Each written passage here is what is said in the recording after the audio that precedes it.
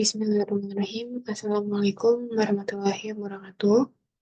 Saya Aninda Permata Jingga Kusairi dengan NIM 2318059. Di sini saya akan mempresentasikan hasil laporan aplikasi Rumah Makan Ponglinda. Di sini ada deskripsi aplikasi dan link GitHub. Deskripsi aplikasi yang saya buat yaitu adalah aplikasi untuk memesan dan memilih menu makanan. Lalu di sebelah sini ada link GitHub-nya. Lanjut, dalam fitur aplikasi yang saya buat, di sini saya mempunyai dua fitur aplikasi. Yang pertama ada pemilihan menu. Di sini user dapat melihat daftar menu dan memilih menu yang diinginkan. Lalu yang kedua, menampilkan hasil yang dipilih oleh user. Di sini user dapat melihat hasil menu yang dipilih oleh user beserta harga menunya. Lanjut, dalam aplikasi yang saya buat, saya memiliki 4 alur kerja aplikasi. Yang pertama, proses satu program dimulai. Lalu yang kedua, ada pilihan menu ya. User dapat melihat daftar menu dan harganya. Lalu yang ketiga, ada pilih makanan, yaitu proses user memilih paket makanan yang diinginkan. Lalu yang keempat, ada N ya.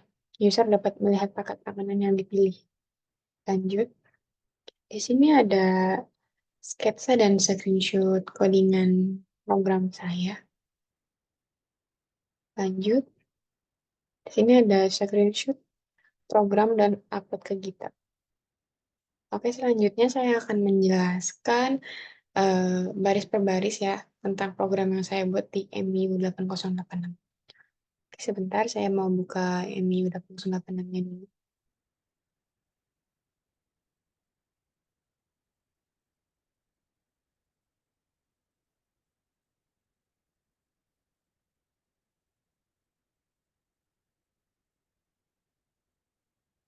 Ya, kita buka dulu ya filenya.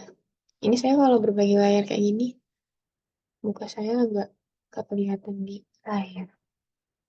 Kita buka ya. Oke, baik di sini saya akan menjelaskan tentang baris per baris tentang program yang saya buat. Nah, oke, yang pertama ada include mu8086.inc yang bertujuan untuk mendeklarasikan atau mengikut sertakan pustaka mu8086.inc. Dengan ini kita dapat menggunakan berbagai macam prosedur dan makro yang terdapat di dalamnya seperti print, scanner, dan lain-lain. Lalu pada baris ketiga sampai dengan baris ke-9, saya membuat CLS makro yang bertujuan untuk menghapus atau membersihkan layar. Makro ini tidak memuat parameter sehingga untuk menggunakannya tinggal memanggil nama makro tersebut yaitu CLS. Lalu pada baris ke-11 sampai ke baris 20, saya membuat output with makro yang bertujuan untuk mencetak karakter dan diinisialisasikan ke dalam sebuah variabel. Makro ini membuat sebuah parameter bernama string sehingga kita mencetak karakter yang terdapat pada sebuah variabel. Kita tinggal memasukkan variabel yang ingin kita cetak dalam variabel tersebut. Lalu pada baris ke-17 sampai 20, saya membuat input makro yang bertujuan untuk menerima increment karakter dari user program. Program akan menunggu hingga user menginputkan karakter atau nilai. Pembuatan makro bertujuan untuk mempermudah dalam pengkodaan sehingga kita tidak perlu menuliskan source code yang sama secara berulang-ulang. Kita hanya mendeklarasikan source code yang sama tersebut pada saat pembuatan makro. Setelah itu, untuk menggunakan source code yang ada dalam waktu tersebut, kita dapat menuliskan nama waktu tersebut diikuti parameter yang akan dieksekusi. Beberapa pendeklarasian makro bisa tidak menyertakan parameter atau deklarasi makro selalu diakhiri oleh instruksi tndm atau m. Pada baris ke-23, sini, model smart bertujuan untuk memberitahu compiler bahwa data dan kode yang digunakan oleh program kurang dari 1 segmen atau 64 KB.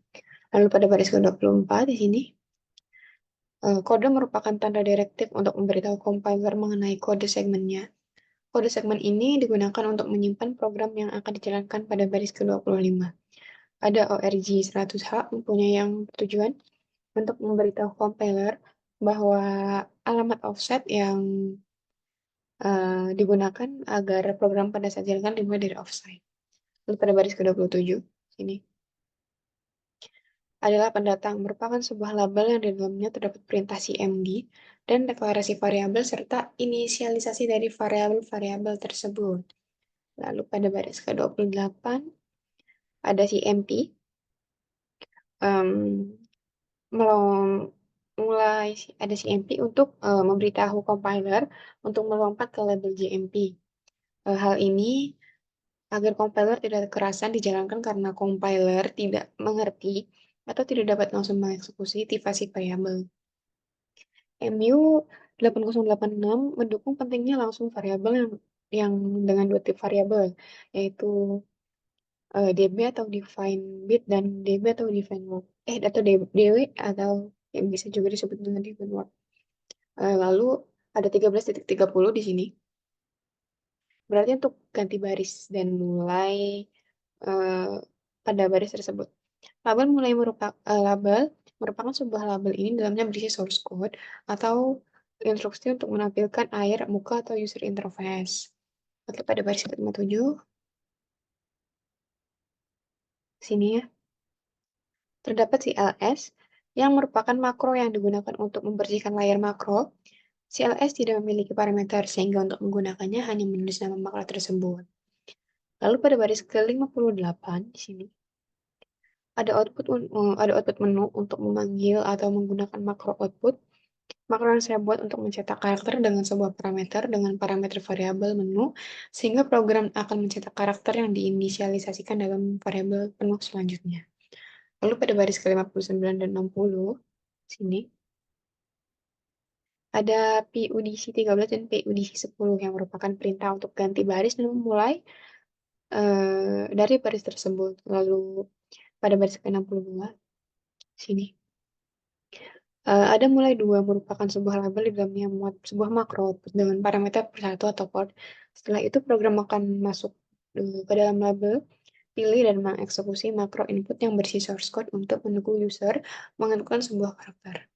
Lalu pada baris ke 69, 71, 73, 75, 77, dan 79, sini, terdapat CMP merupakan sebuah instruksi untuk membandingkan operan satu dengan operan dua yang dibandingkan harus mempunyai tipe data yang sama, seperti pet.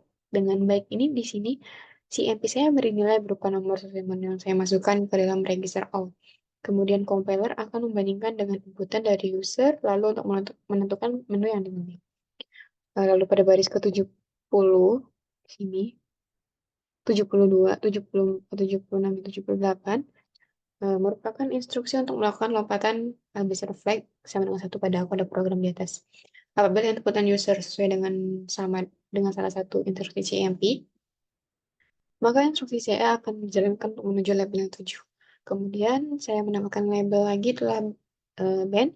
Selesai membersihkan N data atau N program untuk mengakhiri sebuah program dari label sa, du, tm, lien untuk menghindari penemukan saat kita menjalankan program.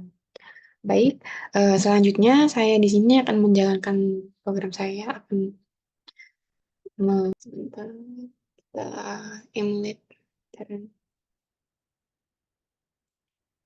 Oke, untuk di sini tersedia beberapa paket menu ya.